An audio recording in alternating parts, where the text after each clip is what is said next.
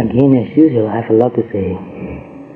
So I stole some time from you to serve you for meditation earlier. When I can talk slowly and not worry about how long I take, it's easier for me to talk. When I have to look at the clock again and again and hurry, sometimes I cannot make the ideas connected properly. But anyway, today, it doesn't matter how long, I'll keep going. Time is ticking away so fast. I have so much to say and not enough time. I only have another 2 or 3 chances to meet you on Sundays. So, what I want to talk about today, I've been thinking about it for quite a long time. For many years I've been thinking about it. And I've tried to talk about it a few times. And still there are a few more things that I think I want to talk about. And things that I believe that you are also very interested in. What is that? To say that in brief, what are we living for? That's something I want to talk about. And I think most of you are also very interested in that. That's the question I've asked myself since I was quite young. What am I living for? And another way of asking is, what do I really love to do? The meaning is the same actually. The words are different, but it means the same. What am I living for, and what do I really love to do? It's the same. If you answer both questions, you'll get the same answer. And this is still very important for us. If we don't know what we are living for, and if we don't know what we really love doing, then our life is meaningless. There's no purpose to live anymore. So this is very important.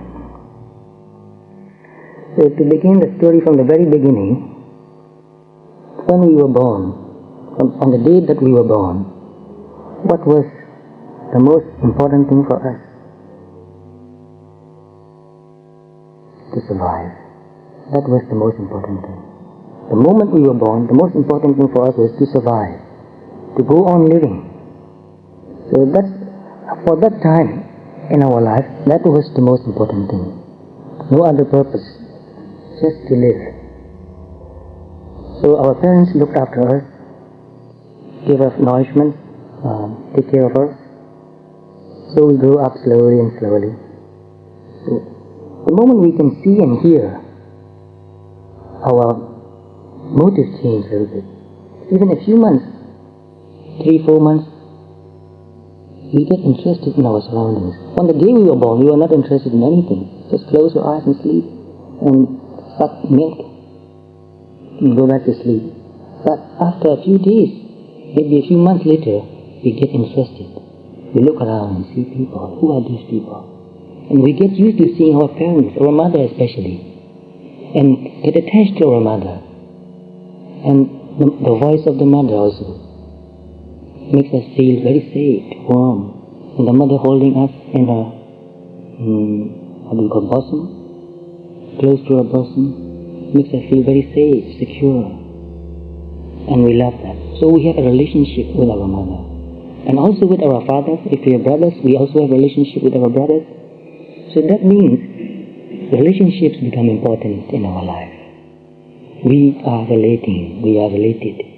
Without that we cannot survive. If you keep a child, give it the nourishment, but don't relate to the child, don't talk, don't touch, what will happen? I think the doctors know the answer. Can you help? Just give milk, don't touch, don't talk.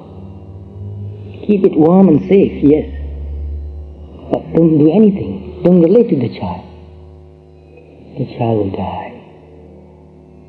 So just nourishment coming into our mouth is not enough for us to survive.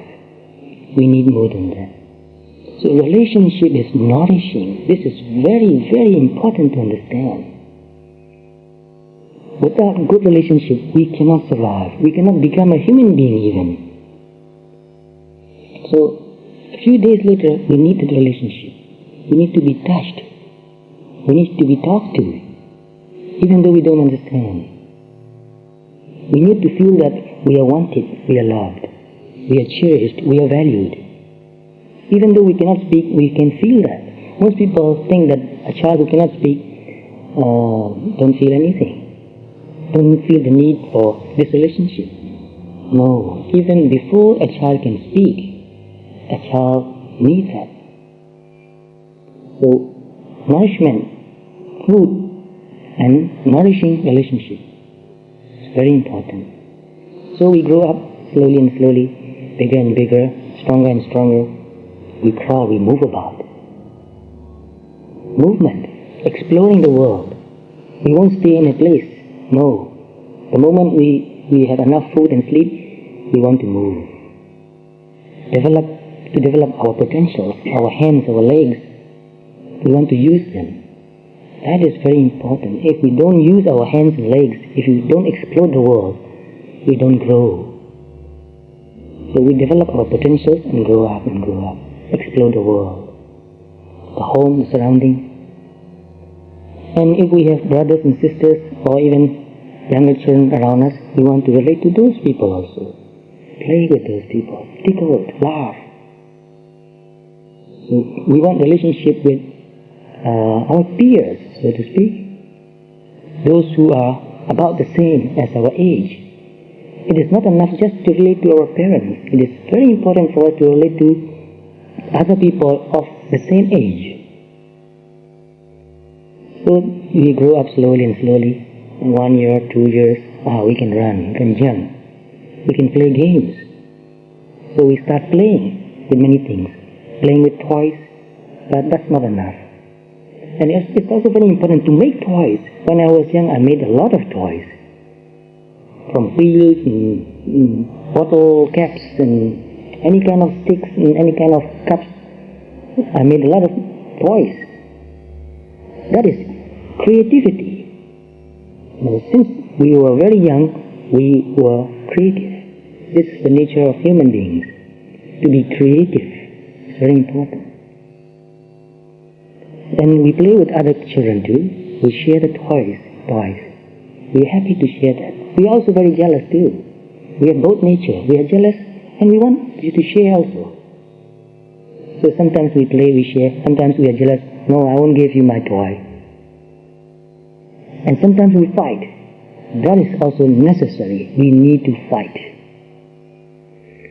And we need to learn how to fight well, how to play a fair game, a fair fighting game.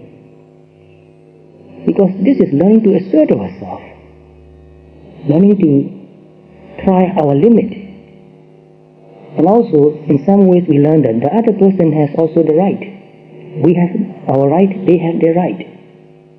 So, learning to respect another person's limit also, and our limit also. So learning to cooperate with each other. If they don't play with us, then we won't have anybody to play with. So we know that I cannot do just what I want to do. I cannot be jealous all the time. I need to be generous, cooperate. So by playing with other children, we learn to relate to those people. And sometimes we hurt another person, sometimes another person hurt us. Sometimes we feel, it's okay, no problem, never mind. Sometimes we get very angry and upset. And then our parents say, oh, get along again. Sometimes you hurt another person, sometimes they hurt you, it's okay. Be friends again. So we learn that even though people hurt us, we should still relate with them. We cannot stop relating with them. If you stop relating with somebody who hurt you once, then you'll end up with nobody to relate to. Even your parents hurt you sometimes. Even my parents hurt me many, many times. So although we hurt each other, we know that we need to learn, understand, forgive, and still keep on relating. So this is developing to become more magnanimous. Very, very important to do that.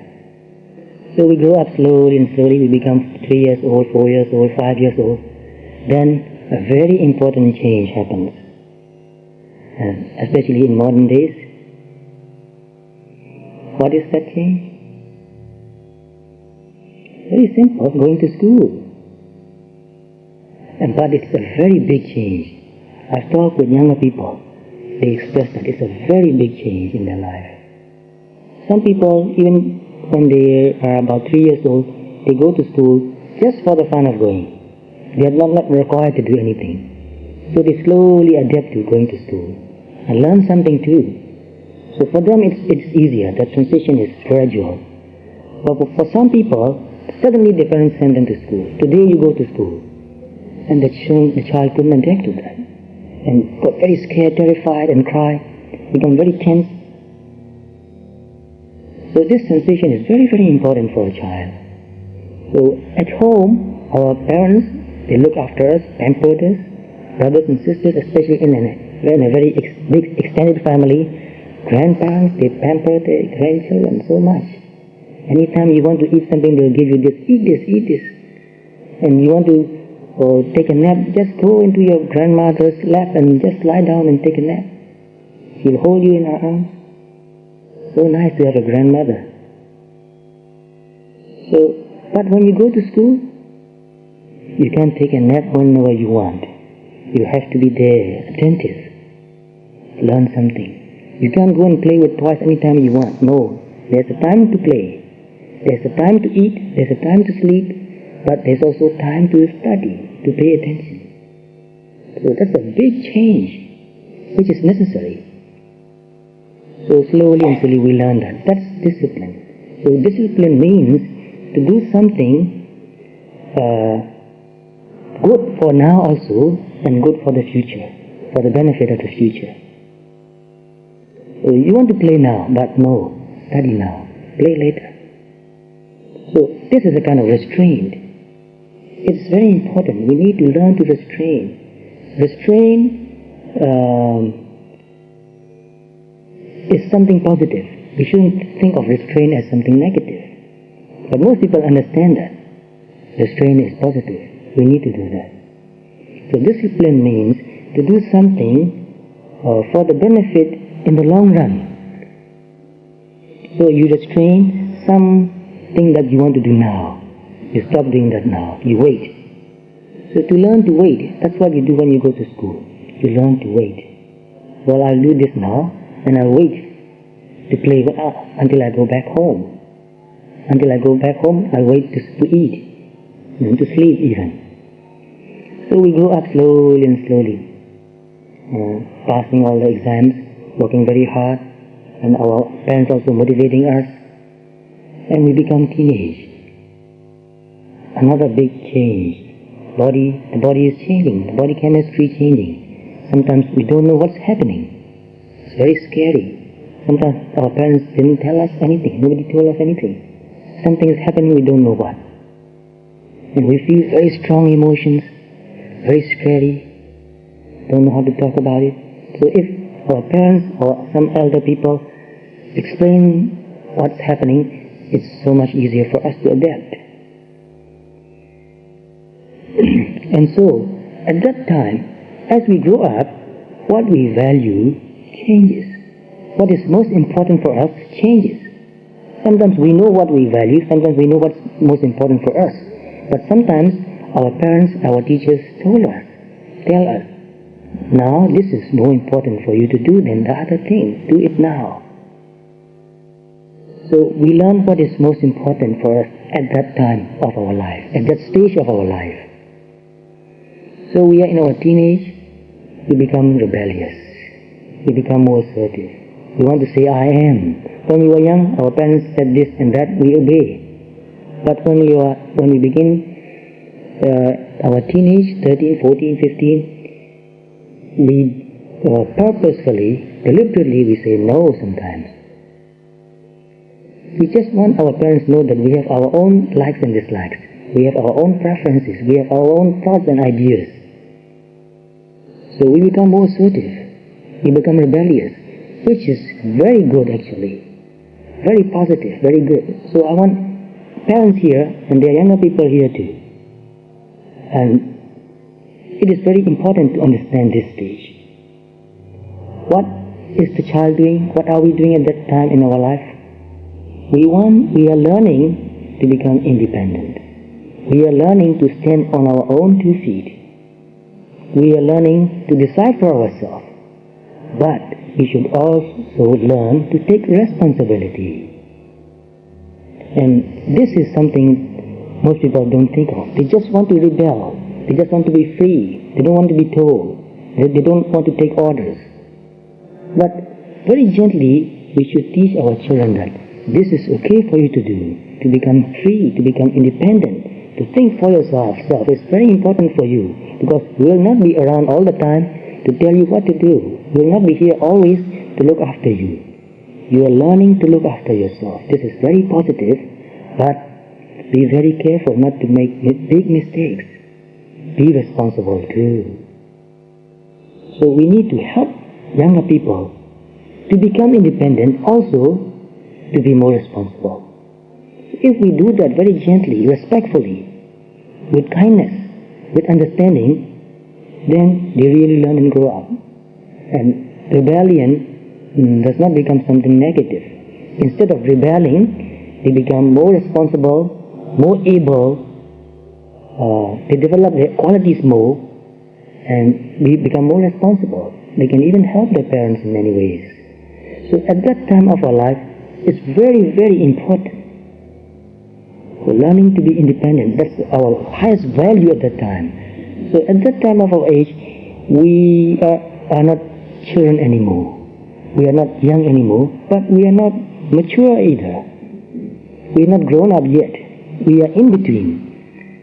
A very difficult time in our life. So most of you here are 40s, 50s. So we have passed through those stages, and we know how difficult it was and how painful it was to be misunderstood by our parents. We are learning to become independent. We are learning to rely on ourselves. We are learning to make our own decisions. We are learning to make our own choice. And sometimes our parents misunderstood us, and they say that you are becoming more and more disobedient, and make us feel very guilty. So most of you have been through that. So it is very important for parents to understand this. It is a necessary change. At that time of life, this is the most important thing to do.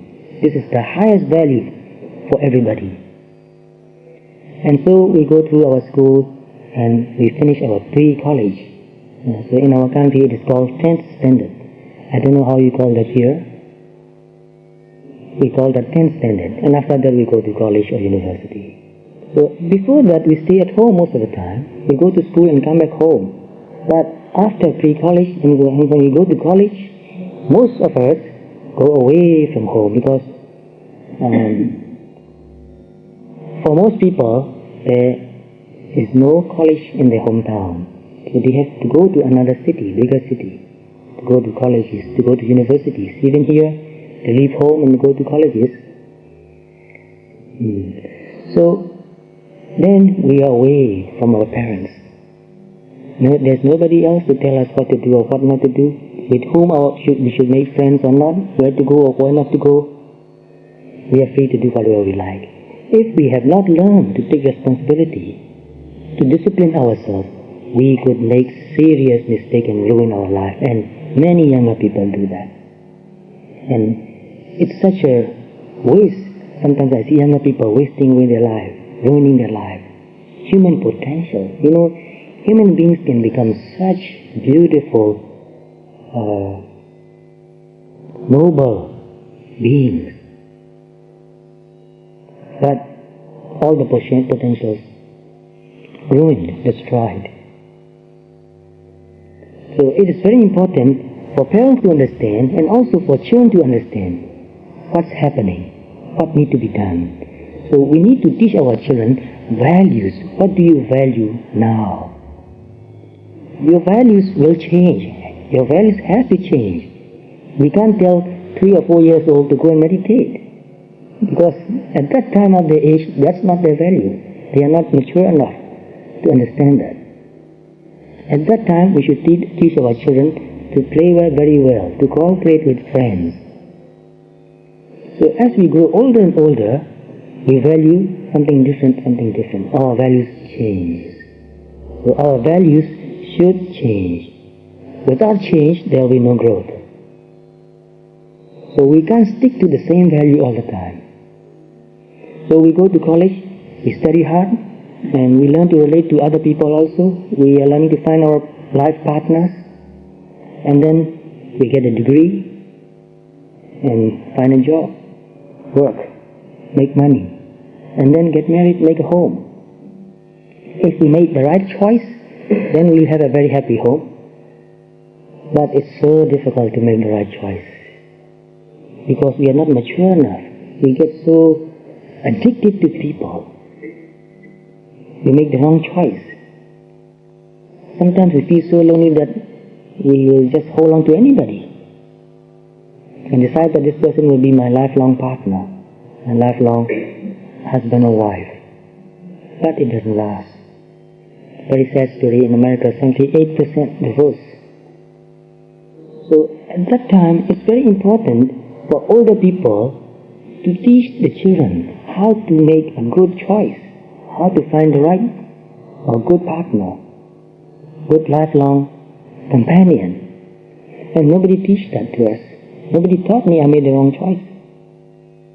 So many people do the same. There's no college to teach you how to find a right partner, how to be a father, how to be a husband, how to be a wife, how to be a mother. Nobody teach that. As if that's the simplest thing we can do. Nobody needs to learn. Just do it. So you see, since our teenage, biologically we are mature. We can be a father or a mother since we are 14, 15, 16. But psychologically, we are not mature to be a father. We are not mature to be a husband. We are not mature to be a wife, to be a mother. So we need to teach children to become more mature, to become a good husband, a good wife, a good mother, a good father. But nobody really teaches that.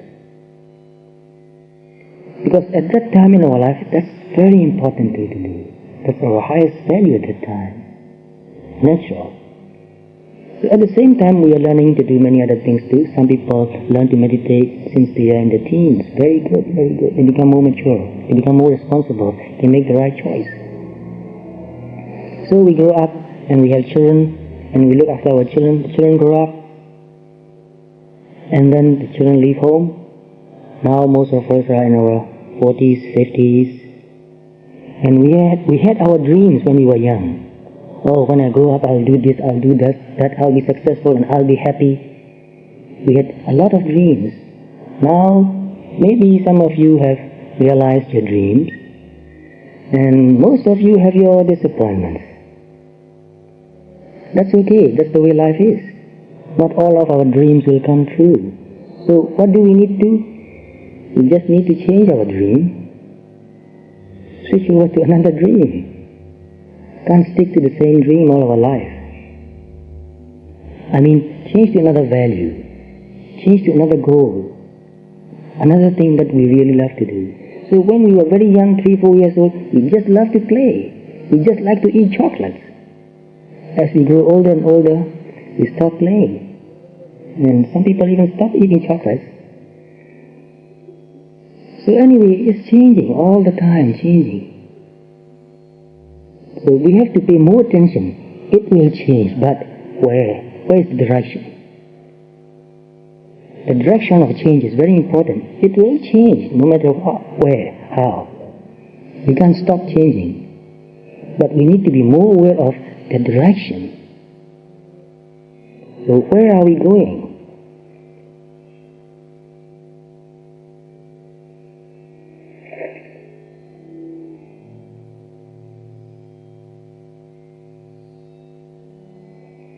So now most of us are 40s, 50s, and when we were young, our motivation, our goal was to get an education, to get a good job, to make money, to get married, to have children, to enjoy sense pleasures, to be happy. Very good, quite natural. But are we still going to do that now? Is that still our goal? No, it's over. We are not going to school anymore. Maybe some of you are still learning something new, going to colleges. But still, we need to have a better goal, a higher value. So the middle life is a time of supreme psychological importance. We are now, some of us are past middle life. And when is middle life? What age do we call middle life? We are not going to live for 100 years actually. Most of us will not live for 100 years. Average, most of us will live for about 70. Average lifespan. So if you divide it into two, 35 is middle. After 35, it's afternoon. It's not morning anymore, it's afternoon. It's going down, the sun is going down and down. So sometimes if you think about it, you feel frightened, huh? It's already afternoon? I haven't even learned to live. It's already afternoon now. So the middle life is a time of supreme psychological importance. This adolescence, teenage is also supreme psychological importance, and also middle life, 35, 40, is supreme psychological importance. It's another kind of adolescence. Middle life is the moment of greatest unfolding. When we were young, we didn't have many experiences. We haven't learned anything yet. We just want to be happy, enjoy. So we thought, most of us thought that, well, 20s was the best time in my life. Most of us think that way. Oh, we enjoyed so much. And also some people suffered so much, even in the 20s, 30s, nightmares. One mistake after another, one mistake after another. Loneliness after loneliness. Some people went through. But some people really enjoyed and happy when they were in the 20s, maybe still in the 30s. But as you grow older and older, it becomes harder and harder to enjoy sense pleasures. Although we have the habit to go on, to keep doing what we were used to doing. It was just a habit. So many of my friends, most of them Westerners, they told me that. Well, just because I'm used to doing these things, I'm still doing it. But I don't really enjoy it anymore. I can't really get excited anymore. Every time after I've done it, I thought it wasn't as good as it was. It isn't as good as it was. But still can't stop doing it. Why? We cannot just stop doing something and just stay doing nothing. We have to do something else, and what is that? We don't know. Most of us don't know how to change. So it is very important to learn how to change even. It doesn't happen just by itself, because old habits die hard. Old habits die hard. The habit, the addiction is still going on and on. We are addicted to the things that we are used to doing. So middle life is the moment of greatest unfolding, which means we have a lot of experience in our life. We have enjoyed a lot of things, we have suffered a lot of things, we have learned quite a lot too, from our mistakes also. So we are unfolding like a flower. We become mature. That's why some people say life begins at 40. And that's, in a way, it is true. So you have a lot of things. You have achieved a lot too. You have a lot of disappointments too. So some of you have fulfilled your dreams. Are you really fulfilled now? Do you really feel fulfilled now? Are you really happy? Ask yourself these questions. You have money, house, position, status. Some people do have those things. Are you really happy? And Most of us are very, very busy. I mean, most of you. I'm also very busy most of the time. I have no time to waste. So I keep myself busy most of the time. But I'm doing what I really love doing. I enjoy doing what I'm doing. Do you really enjoy doing what you are doing? Most of the time? Do you love what you are doing? Is your family life satisfying? These are very important things to ask. So one began to take account in the manner life has developed up to this point. To take account, to go back and see what happened. What have we done? What have I lived for? Thus, real motivations are sought, real discoveries made. So if we are wise enough, if we are mindful, if we look back our life, we can learn a lot from what we have done. From the good things and from our mistakes, from the sufferings, from our happiness also. So that transition from morning to afternoon is a revaluation of earlier values. So we have lived a lot of values, a series of values through our life, but we should pay more attention and see. Revaluation of our values. We need to do that. So I told you a story about one of my friends, a doctor. He actually is a Canadian. A very intelligent man, very handsome, very tall also, big man. His parents were also quite well-to-do, quite rich, educated, successful in their lives. But he told me that his parents were atheists, which means they don't believe in any religion, they don't practice anything religious. They just work and make money and happy. So they motivated him to study very hard. And he studied very hard and got an MD, became a big doctor, very, very successful. Got married to a very, very beautiful lady, very beautiful woman. I met them. And his work also was very successful. He made a lot of money, bought a very beautiful big house, big mansion even. And bought 3 cars, had 1 child, only child, a daughter. But when he was in his early 40s, slowly and slowly he lost motivation to go to work. In the morning he would think, I don't want to go to work. He's been doing the same thing again and again. It's not something new or difficult, but it becomes a routine. He worked and he earned money, but he didn't feel any real satisfaction, no joy. Go to the hospital and look after the patients and did operations and get money, come back home. And doing the same thing again and again. So life became a routine. Slowly and slowly, he lost motivation. Sometimes he would not go to hospital anymore. He would just ring and say, I'm not coming today. Or just postpone the operations. And it happened more and more like that. And he also lost interest in his wife, in his child. He won't talk with them much. Give them enough money. If they ask for help, he will help them. But otherwise, not interested.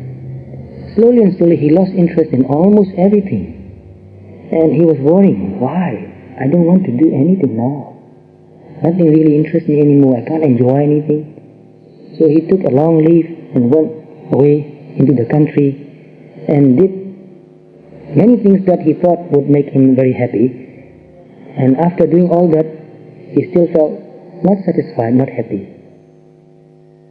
So after a while, it became very unbearable. And he went to a psychiatrist. And that psychiatrist said, well, you are suffering from, and you can tell what it is, depression, yes.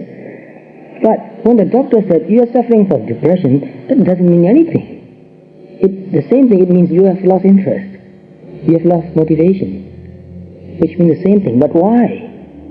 A very intelligent and successful man, a rich man who has got everything he needed, he told me that I've got everything that I wanted. I've got everything that anybody wants. But still, I'm not interested in anything anymore. So they gave him some medicine and also some other treatment too. Sometimes it worked a little bit, sometimes not. He couldn't come out of that. So at last he totally quit his job. Won't go to the hospital anymore. Just stay in his room, watching television. At last he lost total interest in his family. He said, "You can go now, do whatever you like." So they separated, sent the child to boarding school, and then sold the house, sold 2 cars, left only 1 car, and then traveling around in the car, everywhere, staying anywhere, experimenting with new ways of living. And he became something like a hippie. He stopped shaving or cutting his hair, he stopped shaving, and he used to be a very neat and disciplined man, but he became a very sloppy person, very undisciplined.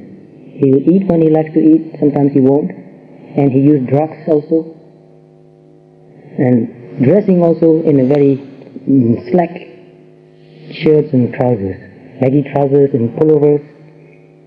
Very untidy, he became very untidy. And when his friends met him, they were very sorry for him, but they couldn't do anything. So at last he didn't want even to live in his country anymore. He wanted to go away.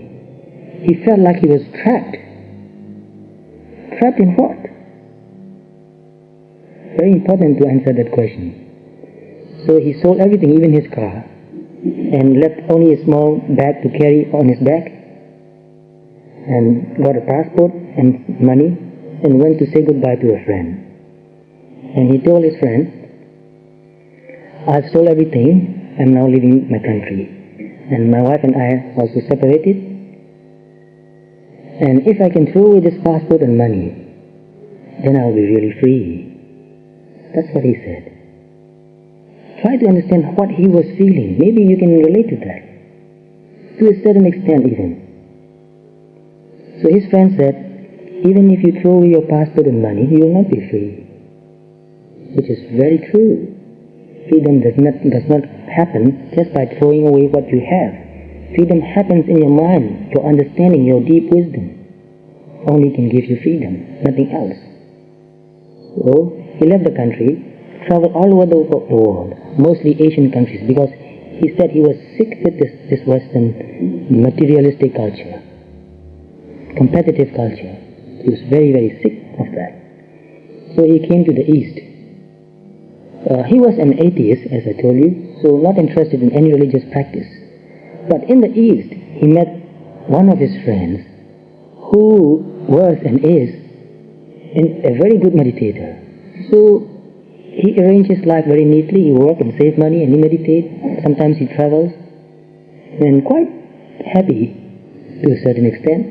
So when they met each other, they discussed about their life. And then this friend who is a meditator said, "I can't tell you much, but I want to give you one advice. Why don't you try meditation?" So this person who was so desperate thought that, "Well, I'll try it. I want to do anything. I'm open to anything. I just want to live my life meaningfully and feel satisfied. Now I've been doing so many things and nothing really satisfies me." And that was very, very painful. So he took this good advice from this good friend and then went into a meditation center and took a retreat for 10 days. So you see, this man is ready to give up anything, and that's a very important point. He was tired of sense pleasure, tired of everything actually. So he went into this retreat center and took this 10-day course and sat and meditated. He said the first 3 days were like hell. To sit still for 10 hours, 12 hours, not easy to do. Try for 1 hour even. Not easy to do. And the mind, so agitated, so unsatisfied. But he tried it. He was determined to do it. So he tried it. After 3-4 days, he said his mind became calmer and calmer. And after 7-8 days, he felt very peaceful and calm sometimes. Even for brief moments, 4-5 minutes, just pure peacefulness. Not the whole day. During the whole day meditating, sometimes about 5 minutes, he became so calm and peaceful. He thought, this is real freedom. No thought, no desire. No pain in the body, no pain in the mind. Just pure peacefulness. And he said, this is what I want. So he finished one course, and then he took another course, and he kept taking that. For a long, long time, I don't remember how long, but for years. Because he didn't want to do anything else. And in that center they lived very simply, eat vegetarian meals and meditate all day. 1 hour sitting, 10 minutes break, another hour sitting, 10 minutes break, another hour sitting, 10 minutes break, and eat your meal, wash yourself, relax for a while, sitting the whole day, like that. But he tried and tried. And then later he developed very deep insights, vipassana insights. And then I can't tell you exactly where he reached, how much he attained, but he developed very deep understanding of the nature of mind, of the nature of happiness, of the nature of unhappiness, of the nature of peace, of the nature of clarity, the nature of wisdom. So after he reached to that state, and he reflected on what he did all his life, he saw all that happened very clearly. And in that meditation center, they also practice metta meditation, loving kindness, compassion. So when he felt very calm and peaceful, and he thought of each person, and he noticed and felt for them, he said, everybody is carrying so much pain, so much frustration, so much disappointment, looking for something desperately, but not knowing what. So this happens, we are looking for something that will satisfy us. We don't know what. But this person he found, he said, this is very satisfying, and this is what I want. So he found happiness and peacefulness inside, not outside. So this materialistic culture is brainwashing people, making people believe that you can find happiness if you can buy more expensive things. This is a con, this is a trick, and we have been tricked into that, and we believe that. And we've been disappointed many, many times, and we still want to believe it. So this doctor, when he radiated his loving kindness and compassion toward all the people near him and far away, and including his former wife, and when he thought of her, he felt so much compassion. He felt her pain, her loneliness, her rejection. He left her, so she felt rejected. She felt unloved, not worthy of love. So when he radiated his metta, karuna, he felt her pain. So he went back to his home into his country, and went to see his former wife, and opened up himself and expressed how he felt, and why he did all those things, all those terrible things, to himself and to others. With so much honesty and openness, he expressed all that, and he remarried her. Very beautiful, actually. So one might think that, why a meditator marrying again? But he told me his story very openly and honestly. He said, when I first married her, it was because of my passion for her. She was very beautiful. Because of her beauty, because of her body, I married her, believing that she can make me feel fulfilled. I can enjoy her. She can give me enjoyment, pleasure, happiness. But later that beauty fades away. And you can't make anybody happy all the time. Nobody is responsible for your happiness. You can't rely on that. But later he lost interest in her. Her beauty fades away, naturally. But now he said, I remarried her because of my compassion for her. She's been so good to me all her life. I didn't notice that.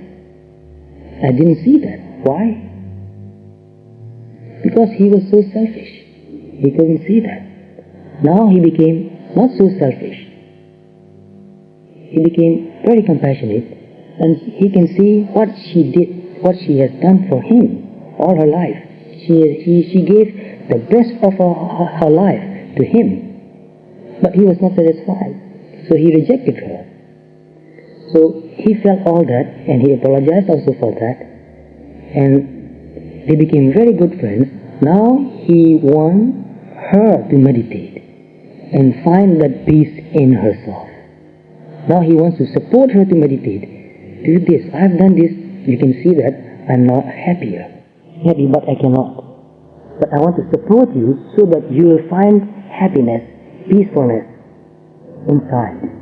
So his wife also meditated, and because they meditate for a long, long time, of course they make progress and experience some quietness, peacefulness, clarity, some sort of freedom relatively. And he went back to his old job again, and he said, before I want more patience because I want more money. Now he said, I want less patience because I want to pay more attention. Now I am patient. Now I am not impatient anymore. Now I am patient, very patient. Now I can talk to a person. Now I can listen to a person. Now I'm really willing to understand his or her health problem, mental problem, family problem, job problem, any kind of problem. Now I want to help another person in every way I can, not just giving medicine and operation. Now I want to treat another person's life, not just a disease or a symptom. You see how he changed? This person, this friend of mine, his story is so wonderful. We can learn so much from his story. The right attitude to do anything. So he said, no, I don't treat a patient. I treat a life. The whole life. So whenever a patient comes, he will talk, he will listen, ask about the family, ask about job, ask about thoughts, mental states, fears, anxieties, worries, depression, anything. And he gives medical treatment also, and he teaches meditation also. He said, no matter what your religion is, you can believe your religion, but practice mindfulness. That will improve your mind, and that will improve your life, that will improve your health, that will improve your work, that will improve the whole thing, the whole life. So he's been doing that for many, many years now. He worked for 6 months, saved the money, making less money actually, but because he's not wasting, he's not buying any luxuries. He lives a very simple life, so he saved a lot of money, working 6 months and meditating and teaching meditation for 6 months. Now he has balanced his life. He's now just over 50 now, slightly older than me. So he has made his life 2 parts, working and making money, and at the same time, even working, he said, is my spiritual practice now. I'm not working just for money. So even work becomes more satisfying because his attitude has changed so much. So to make something satisfying, look into your heart and see why you are doing it. Do you have the right attitude, right motivation? Are you doing it with loving kindness and compassion? Or are you doing it with selfish motivation? With selfish motivation, you might get money, but you will never get real satisfaction. And when your life is over, you might think that I've sold my life, but still I have got nothing. So these are very important things that we can learn from another person's life experience. And for me, everybody is a Dhamma for me. You Dhamma, you Dhamma, you Dhamma, everybody is Dhamma for me. You tell me your story, I can see Dhamma there. I read a storybook, I can see Dhamma there. Even when I read particle physics books, astrophysics books, I see Dhamma there. Everywhere is Dhamma. In your life, whatever is happening in your life, it's Dhamma. You just need to look at it from the right perspective, with the right way to look at it. So if you have the right way to look, everywhere you look, there is Dhamma. You can't escape from Dhamma, because everything is Dhamma. Buddha said, Satu Satya Unimoto Dhammo Namanati. Nothing is beyond the Four Noble Truths. Everything happening fits into the Four Noble Truths. So you will see either of the Four Noble Truths there, wherever you look. So you only need to find out how to look.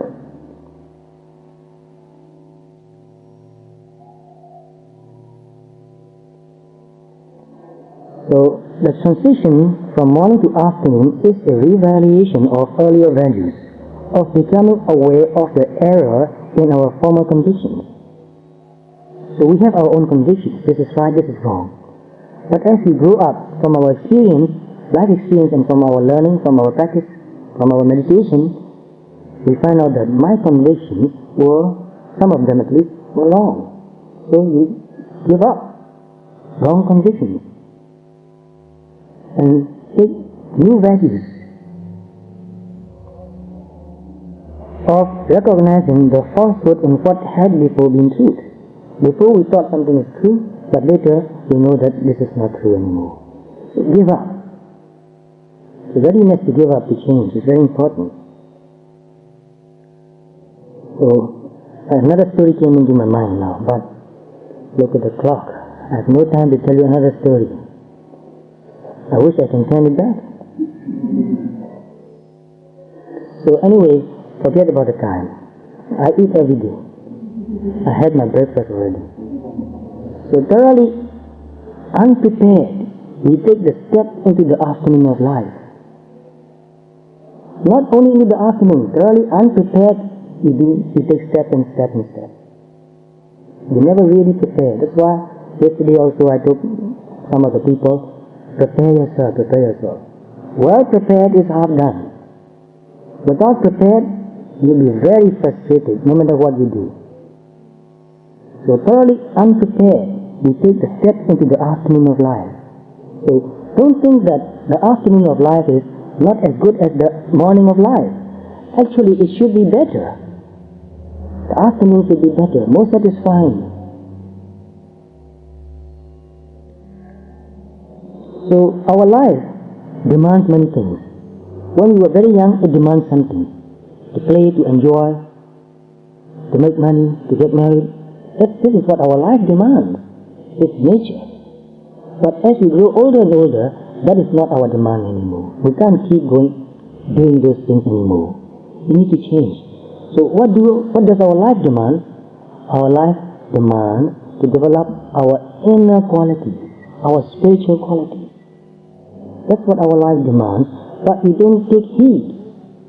We believe more on the commercials than what our real heart tells us, what is really good for us. We look at the commercials, the advertisement, and believe that if I get that, I'll be happy. So we believe in commercials more than we believe in our own deep yearning.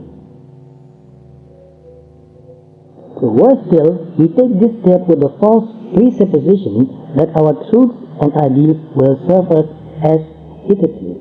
So our ideals and truths when we were young are not suitable anymore. Just like old shirts, take it off, throw it away. I mean, we need to change. But we cannot live the afternoon of life according to the program of life's morning. We need to change the program. Our body changing, body chemistry changing. So what was great in the morning will be little in the evening. The development of culture is a process which consists, as we knew, of a progressive taming of the animal side of man. So what is culture? Self-perfection is culture. So if we learn to develop our spiritual qualities and relatively become better and better, then that means we are cultivating ourselves, which is called culture. It is the privilege and task of riper age that has passed the meridian of life to produce culture. So it's time for us now, especially those who are beyond 35, to produce culture, to develop our own inner qualities, and as much as possible, set a good example for younger people and also impart our knowledge to them. To make ourselves, to try ourselves to become a better human being and give that to another person. This is the way we should live. To set a good example. So those who are mature produce culture. Only those who are mature can produce culture. Culture is not just singing, not just dancing, not just making sculptures. Culture, real culture is deep inside, invisible. So most of us care more for what we can see with our eyes only. But what's most important is something that we cannot see with our eyes. It's hidden deep in us. So we have to be a good example for younger people. Teach them how to become a better human being. But first, before we teach them, we must develop ourselves. Then only we can teach them. Otherwise, the culture will go down and down. People will become more aggressive, more uncaring, more selfish. And they will destroy themselves. And they will destroy everybody. The money-making, social existence, family, and posterity are nothing but plain nature, not culture. Culture lies beyond the purpose of nature. So beyond the purpose of nature means to get married is nature. But even to treat your partner with real kindness is culture. With real caring, with real metta, with real compassion is culture. With real honesty, openness, respect. So much. We have those qualities already. We have them. Deep inside as a potential, as a seed. We don't need to go around and look for it. It's already in us. But when we reach a higher cultural level, we must forego compulsion and turn to self-development. So, we are ready to do now. This is the best time for us to do that. Self-development. When we were young, we were too busy to do those other things. But now we have done most of those things, and we may still have to go on doing, working, making some money. But at the same time, we need to take time to really develop our inner qualities. Man has two aims. The first aim is the aim of nature, the begetting of children and all the business of protecting the brood. To this period belongs the gaining of money and social position. When this aim is satisfied, there begins another phase, namely that of culture. Another phase, another more important phase.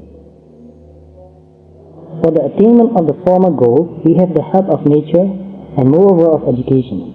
But little or nothing helps us toward the latter goal.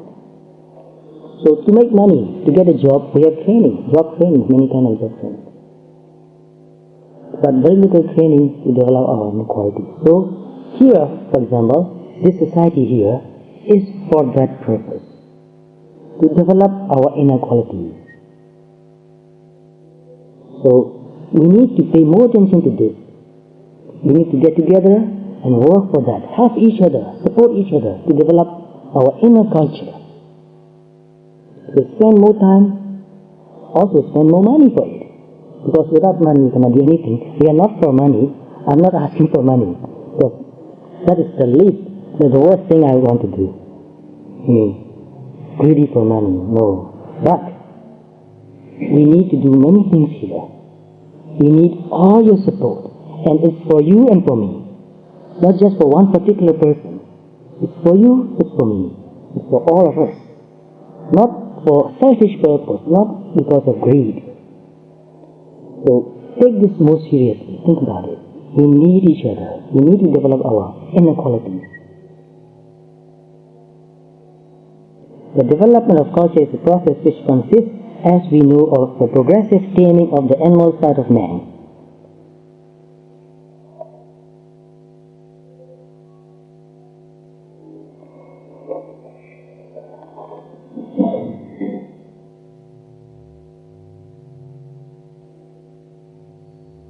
So I think I've mentioned all the important points I want to say, and I can't finish this anymore.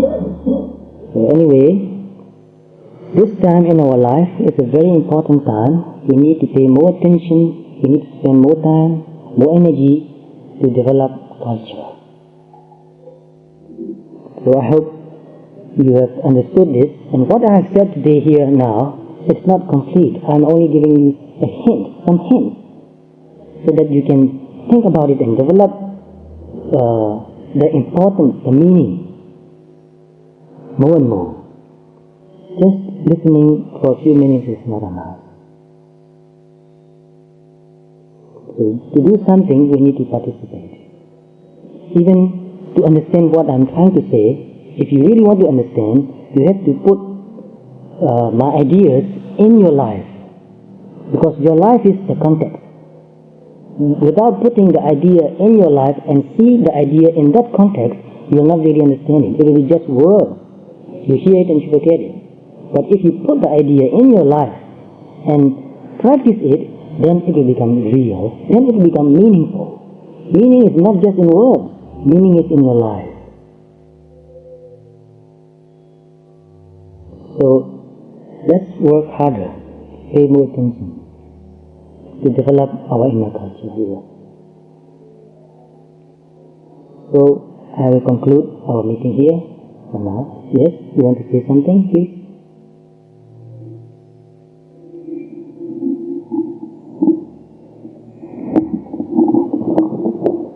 Thank you, Venerable Sir.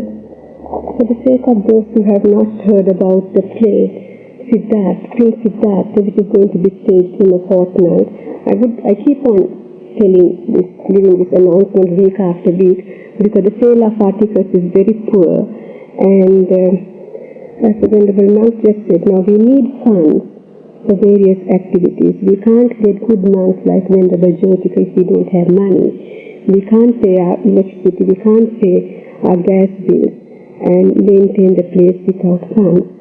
So we really need your support. And it's Prince Siddhartha, a dramatization of the early life of the Buddha, and this was a play written by Michael Wells, a long-standing member of the association of our society, and the date is on Saturday the 26th of April, which is Saturday week, at 6:30 p.m. at the Alexander Theatre, Monash University, Clayton. Adult tickets are priced at $15 and children's tickets are $10. So kindly contact me or any of the committee members for tickets. I would like to ask each one of you if you could kindly sell at least 3 or 4 or 5 tickets. If you can make an attempt and do that, it would be a great help to us. Thank you.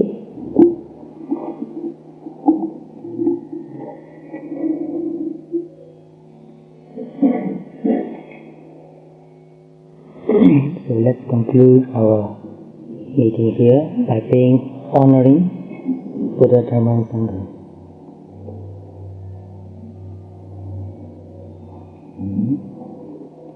I honor the Buddha by the very practice that leads to liberation.